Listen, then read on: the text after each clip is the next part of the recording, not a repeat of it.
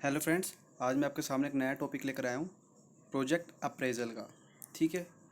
तो ये project appraisal basically इसका मतलब ये है कि जब आप किसी प्रोजेक्ट में इन्वेस्ट करते हो तो जितनी आपने कॉस्टिंग करी है उससे ज़्यादा आपको रिटर्न मिलेगा कि नहीं। अगर मिलेगा तो yes, we can go into that project, we can invest in that project. अगर नहीं है तो भाई आप नहीं करोगे इसमें।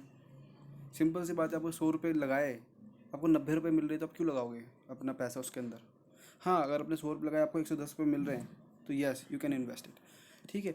तो इसके दो मेथड्स है मेजर करने के, नॉन डीसीएफ एंड डीसीएफ। ठीक है। तो नॉन डीसीएफ की बात करते हैं, पेबैक और एआरआर नॉन डीसीएफ के अंदर आता है, एंड डीसीएफ के अंदर एनपीवी एंड आईआरआर होता है। अब ये डीसीएफ का मतलब क्या होता है? इसका मतलब होता है डिस्काउंटेड कैश फ्लो, और डीसीएफ का भी हाँ वही से डिस्काउंटेड कैश फ्लो। ठीक है। अब नॉन डीसीएफ में क्या होता है, इसमें टाइम वैल्यू मनी को नहीं लेते, लेकिन डीसीएफ के अंदर टाइम वैल्यू मनी को लेते। अब मैं बताता हूँ टीवीएम का छोटा सा कंसेप्ट क्या होता है इसके अंदर। जो एन डीसीएफ है ना, इसका मतलब ये हो गया कि आपने आज कोई पैसा लगाया है, तो सिंपल सी बात है, कल को इन्फ्लेशन होगी, उसके कारण प्राइसेस बढ़ेंगे सब चीज़ों के। तो आप जितना रिटर्न आपको देखो, मैंने 100 रुपये लगाए, मैंने 100 रुपये किसी को दिए। अब भाई वो 100 रुपये तो दिए, अब 1 साल बाद, 2 साल बाद, 3 साल बाद वो मुझे पैसे लौटाता है, तो क्या सिर्फ वो 100 रुपये लौटाएगा? नहीं। जो उसने मेरे पैसे लिए हैं उसको यूज़ करने का जो यूसेज चार्ज है, और जो टाइम आगे बढ़ रहा है, उस पर इन्फ्लेशन लग रही है, उसका मुझे इंटरेस्ट भी तो देगा वो मुझे 100 रुपये से 100 रुपये तो देगा ही देगा, उससे ज़्यादा भी कुछ देगा अमाउंट। ठीक है।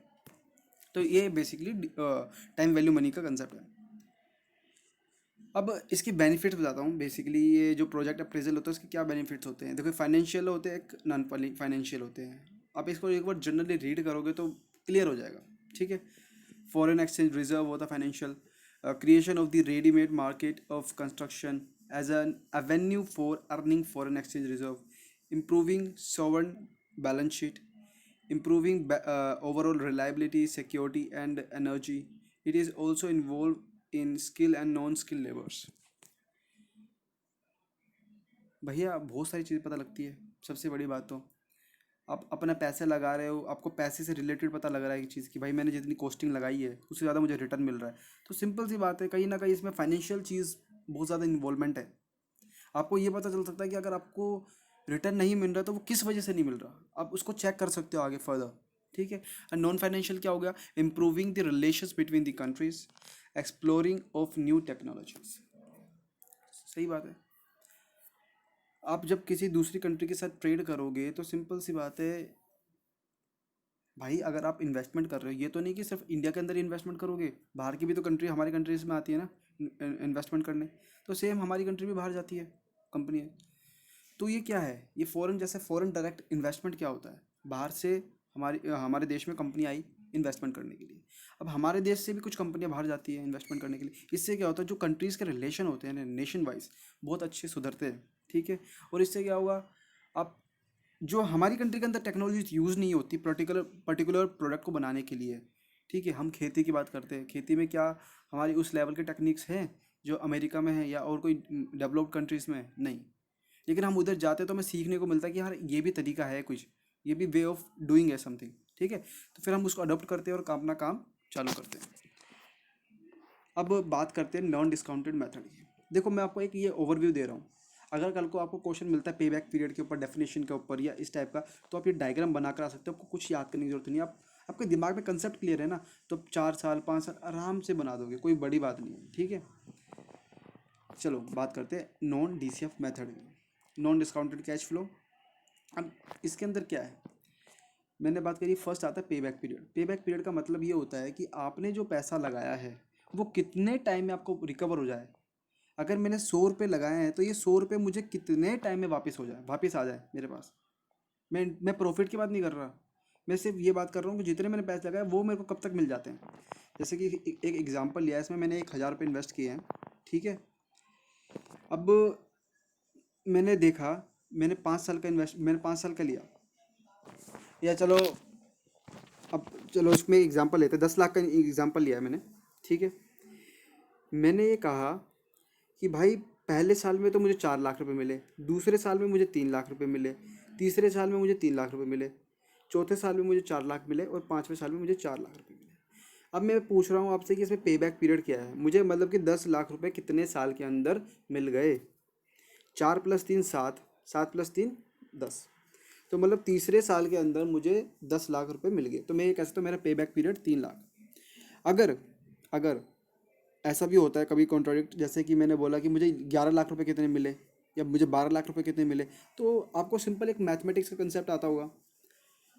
जैसे कि मैंने बोला 4 + 3 7, 7 + 3 10, ठीक है। अब 10 + 4 14। अब उसने बोला कि 12 लाख रुपए कब तक कवर हुए, चौथे साल में तो मुझे 14 लाख रुपए कवर हो गए, तीसरे साल में मुझे कितने हुए 10 लाख रुपए कवर। तो इसके मिडल का ही गेम चल रहा है। तो हम इसको यूनिटरी मेथड से कर सकते हैं कि मुझे 10 लाख रुपए अगर 3 साल में रिसीव हुए तो 12 लाख रुपए कितने साल में रिसीव होंगे। ठीक है, आप एक सिंपल सा कर सकते हो। अगर आपको उसके थोड़ी सी प्रॉब्लम है तो मुझे पूछ सकते हो, मैं आपको इसके ऊपर एक छोटा सा वीडियो बना दूंगा। वैसे ज़्यादा ज़रूरी नहीं है, आपको मोस्टली को आता होगा क्योंकि बहुत ज़्यादा बेसिक चीज़ है ये। ठीक है। अब कुछ लोग क्या करते हैं, इसका एक बेसिक एक नया एडवांस वर्जन कर दिया लोगों ने, डिस्काउंटेड कैश फ्लो मेथड। उसमें ये टीवीएम को लेते हैं। बेसिकली जब हम पेबैक की बात करते हैं तो उसमें टीवीएम नहीं आता, कन्वर्ट नहीं होता, इसलिए हम इसको नॉन डीसीएफ में बोलते हैं। लेकिन कभी आपको बोलो ना डिस्काउंटेड कैश फ्लो या सॉरी डिस्काउंटेड पेबैक पीरियड, तो इसका मतलब कि ये डीसीएफ है, डिस्काउंटेड कैश फ्लो है टेक्निक। इसमें टाइम वैल्यू मनी है। ये छोटा सा एक फॉर्मूला है, इसका ऊपर टाइम आएगा, 1 + रेट इंटू दी 1।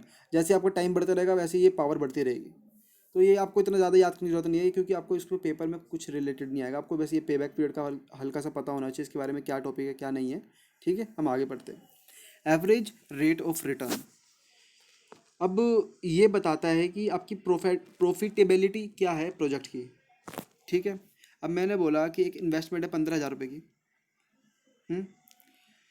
सेल्वेज वैल्यू 3,000 रुपये, डेप्रिसिएशन है 2400 रुपये। अब मैंने बोला कि मैंने पैसे लगाए, पहले साल में मैंने 3,000 रुपये लगाए, दूसरे साल में 3600। अब जब आप पेपर में करोगे, आप पूछ लिया एवरेज रेट ऑफ रिटर्न, तो आपने थोड़ा सा अपने डेफिनेशन में बता दिया, बट आप उसके बाद अगर आप ऐसे समझा कर आओगे ना तो बहुत ज़्यादा बेटर इंपैक्ट पड़ेगा। तो उसको याद करने का सिंपल तरीका क्या है, पहले 3,000 रुपये ले लिया अपने इनफ्लो में, हमेशा 600 रुपये बढ़ाते रहो। इसका आपको एक एग्जाम्पल याद करने का तरीका है जो मैंने ऐसे करा था। 5 साल तक जाते जाते आपको 6,000 रुपये हो जाएगा। ठीक है,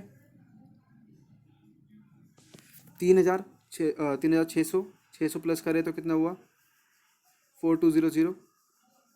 अब 420 में 600 प्लस किया तो इतना हो गया।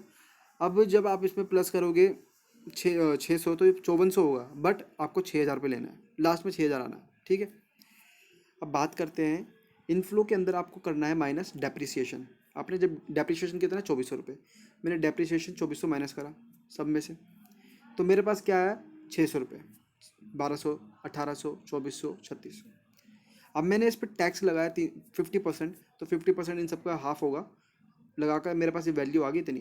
तो मैं ये कह सकता हूँ कि मेरे पहले साल में profit after depreciation and taxation कितनी वैल्यू बनी 300, 600, 900, 1200 और 1800। एंड बेसिकली ARR का फॉर्मूला क्या होता है कैलकुलेट करने का, average profit after tax and depreciation. Average बोला है हमने, profit after tax and depreciation तो भी निकाल लिया, लेकिन अभी एवरेज भी निकालना है, अपोन में एवरेज इन्वेस्टमेंट। ठीक है, इंटू 100। अब इन सबको प्लस करा, जैसे कि आपको पता ही है profit after tax and depreciation कितना है, सबको प्लस किया, अपोन में करा मैंने 5, क्योंकि 5 साल थे, एवरेज निकल जाएगा 9, 9 नहीं आएगा 960 समथिंग आएगा। ठीक है। फिर उसके बाद आएगा एवरेज इन्वेस्टमेंट। अब एवरेज इन्वेस्टमेंट कितनी है, मैंने बोला 15,000 रुपये की इन्वेस्टमेंट है मेरी। ठीक है, 15,000 रुपये की मेरी इन्वेस्टमेंट है, उसके अंदर मुझे सॉरी उसके अंदर मुझे 3,000 रुपये की सैलवेज वैल्यू है। Salvage value in the sense कि मैंने 15,000 रुपये की मशीनरी खरीदी, तो उसकी एट द एंड जब उसकी लाइफ स्पैन ख़त्म हो रही होगी तो वो कम से कम 3,000 रुपये में तो भंगार में बिक जाएगी। ठीक है, तो मैंने उसको जोड़कर डिवाइड किया बाय 2, तो मेरी एवरेज आ गई 9,000। अब फॉर्मूला हमारा क्या बोलता है, average profit after tax and depreciation upon में एवरेज इन्वेस्टमेंट, मैंने लग दिया इंटू 100 किया तो 10.67% आया। ठीक है, ये मेरी basically average rate of return है, मुझे कम से कम इतना रिटर्न मिलेगा, इसका कहने का मतलब ये है। अब बात करते हैं DCF मेथड्स की, इसमें टाइम वैल्यू मनी आएगा, NPV मेथड आता है पहला। ठीक है, ये क्या बताता है? Value of a project, value of an investment, value of an company. ठीक है, ये सारी चीज़ें बताता है। अब इसको समझने के लिए ना हमें, ये क्या करता है बेसिकली, ये डिस्काउंटेड करता है जितने भी कैश फ्लो होते हैं। ठीक है, अब जैसे कि एक ये छोटा सा मैंने इन्फ्लो चार्ट बनाया है, इसको बेटर समझने के लिए आप इधर आइए। मैंने बोला कि 10% का मैंने ओवरऑल कॉस्ट ऑफ कैपिटल ले लिया, कि भाई मैंने 10% का मैंने चाहे डेप्थ लिया है, मतलब मैंने किसी कंपनी से किसी जगह से लोन लिया है 10% का, मुझे कम से कम 10% तो अपने पे इंटरेस्ट, वो जितना भी मैं इन्वेस्टमेंट कर रहा हूँ उस पर 10% तो मुझे कम से कम चाहिए। ठीक है, क्योंकि कम से कम तो वो चाहिए ना मुझे, उससे ऊपर का मिलेगा तो वो मेरा प्रॉफिट बनेगा। मैंने आपको क्या बोला था, टीवीएम इंक्लूड है इसमें। अगर मैंने किसी से 100 रुपये लिए हैं, 10% तो मैं ये बोलूँगा कि मुझे 10% का इंटरेस्ट देना है उसको, तो 2 साल बाद या 1 साल बाद मुझे 10 रुपये एक्स्ट्रा देने 100 पे। ठीक है, तो मुझे ऐसी जगह इन्वेस्टमेंट करना है कि जहाँ से कम 110 रुपये तो मिल जाए। अगर उससे ऊपर मिलता है तो वो मेरा प्रॉफिट बनेगा। और सिंपल सी बात है, उसके ऊपर ही ज़्यादा एक्सेप्ट करना पड़ता है, बिल्कुल कोई जीरो पे गेम नहीं खेलता। ठीक है, अब जैसे कि अब हम बात करते हैं, मैंने 5 साल लिए, 1 2 3 4 5, कैश फ्लो 120। ठीक है, कैश फ्लोज है डिफरेंट डिफरेंट, 120 240 300 450 500। अब यार ये बेसिकली आप एक बार चेक करोगे ना तो ये बहुत ही कोई चांस है कि आपको इससे डायरेक्टली क्वेश्चन मिल जाए। हाँ, अगर न्यूमेरिकल हुआ, और मैं आपको गारंटी देता हूँ न्यूमेरिकल के भी बहुत नेग्लिजिबल चांस है। ठीक है, मैं जब भी आपको इतना इसके न्यूमेरिकल्स करवा दूंगा, और इसी से सारा रिलेटेड है, ज़्यादा मुश्किल नहीं है न्यूमेरिकल इसके। ठीक है, तो कोई चिंता की बात नहीं है। तो हमने कैश फ्लो लिया।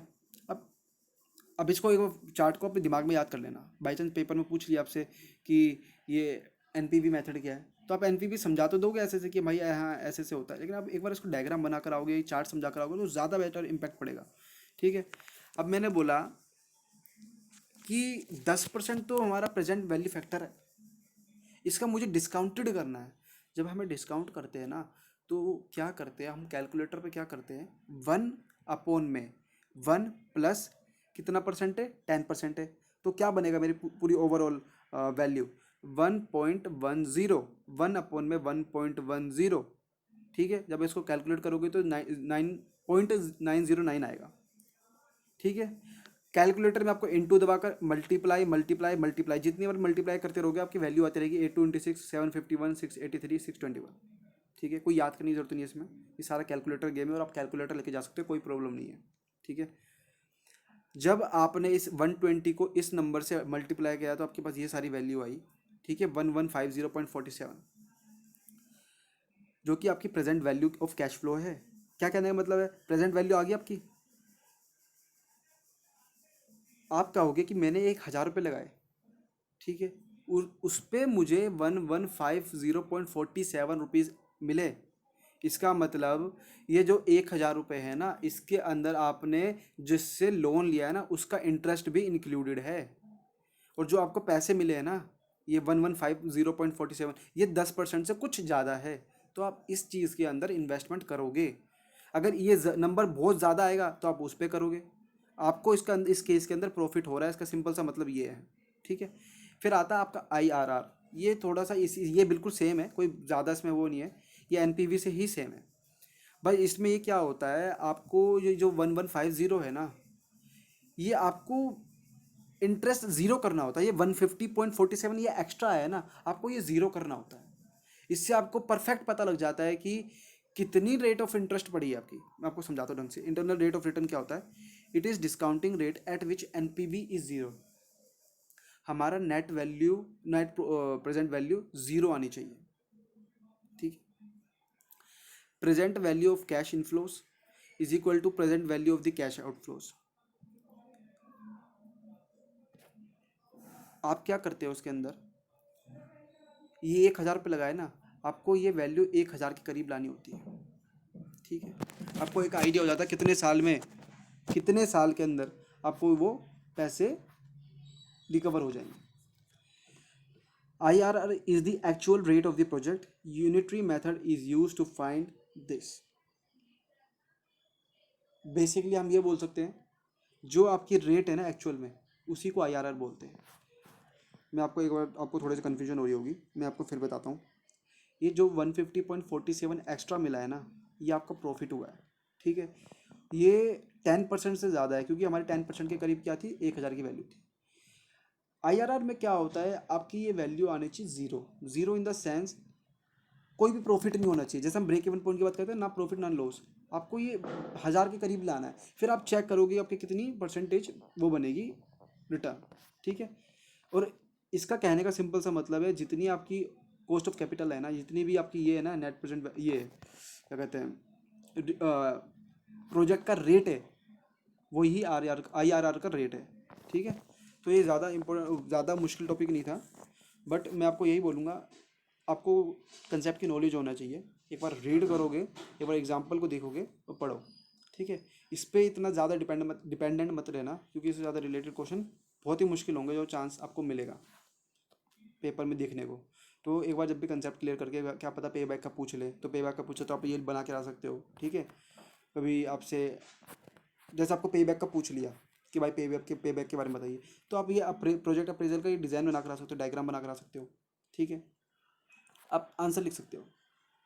अब मैं आपको एक पे बैक के बारे में एक छोटी सी इन्फॉर्मेशन और दूंगा, कि अगर एक बंदे को 2 साल के अंदर जितने उसने पैसे लगाए थे वो रिसीव हो गए, और एक को 5 साल में हुए, तो आपसे अगर कोई पूछे कि इनमें से कौन सा बेटर इन्वेस्टमेंट है, तो आप बता सकते हो? आप नहीं बता सकते। क्यों?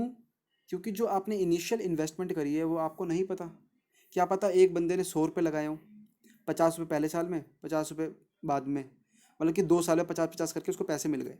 लेकिन अगर एक बंदे ने 1 करोड़ रुपये लगाए हैं और उसको 5 साल बाद मिले, तो आप कंपेयर नहीं कर सकते ना। तो बस हम इसमें यह नहीं बता सकते, हम सिर्फ इतना बता सकते हैं इसके अंदर कि आपको पैसा कब तक मिल जाएगा, आपको जितनी इन्वेस्टमेंट लगाई है वो कब तक आपको रिसीव हो जाएगी, बस। तो ठीक है। तो आप एक बार पढ़ लेना इसको, ज़्यादा डीपली नहीं, एक बार नोट डाउन कर लेना प्रोजेक्ट अप्रेजल का टॉपिक, ये सब फर्स्ट वाला ये पूरा। एंड इसके बाद अपना जैसे पे बैक पीरियड एक बार पढ़ लिया, पे बैक पीरियड बहुत ईजी, आप बना के ला सकते हो, कोई परेशानी नहीं। आईआरआर के बारे में आप एक बार डायग्राम देख लेना, ये सब चीज़ें एक बार 2 बार लिखोगे तो कोई परेशानी नहीं। और आपको इससे रिलेटेड, मैं आपको खुद कह रहा हूँ कि न्यूमेरिकल नाक के बराबर आएंगे, जब भी मैं करवा दूंगा 1-2 न्यूमेरिकल, ठीक है। और मैं आपको जितने भी आईवीओ के टॉपिक्स हैं और एमसीओ के टॉपिक्स हैं ना, उसके ऊपर इंपॉर्टेंट क्वेश्चंस के ऊपर वीडियो जरूर लाऊंगा, जिससे आपको पता लग जाए कि यार आपको ये टॉपिक्स तो प्रिपेयर होने ही चाहिए, ठीक है। Thank you and have a nice day.